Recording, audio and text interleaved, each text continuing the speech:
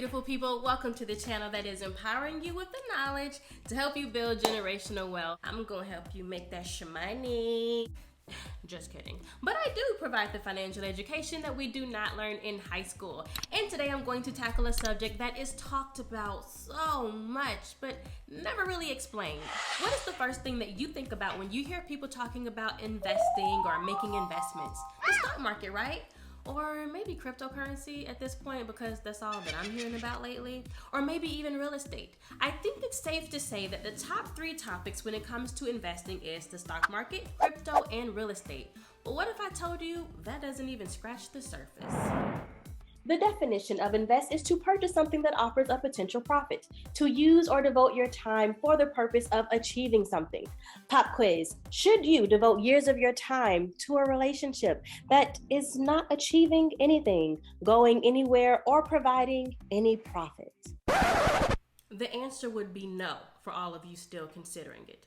But all jokes aside, there's actually a perfect example. We all make investments every day and don't even realize it. Those who are attending college are investing in their future with the hopes that the college degree they obtain will provide them a lucrative career that will make thousands of dollars worth of classes worth it.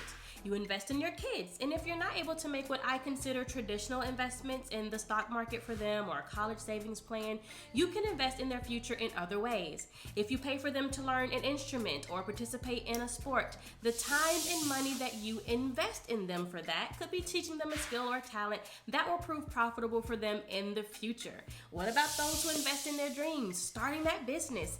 Anything that you spend on inventory, research, equipment, you are making an investment because you believe that the future benefits will outweigh what you invested.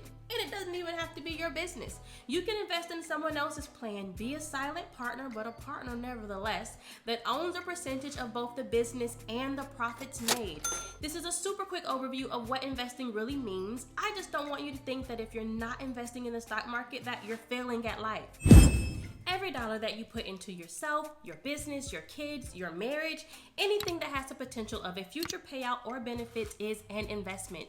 So you may not know exactly how to invest in the market or crypto or real estate, but there are a lot of investment options that could definitely benefit you and your future. Choose wisely. Until the next time.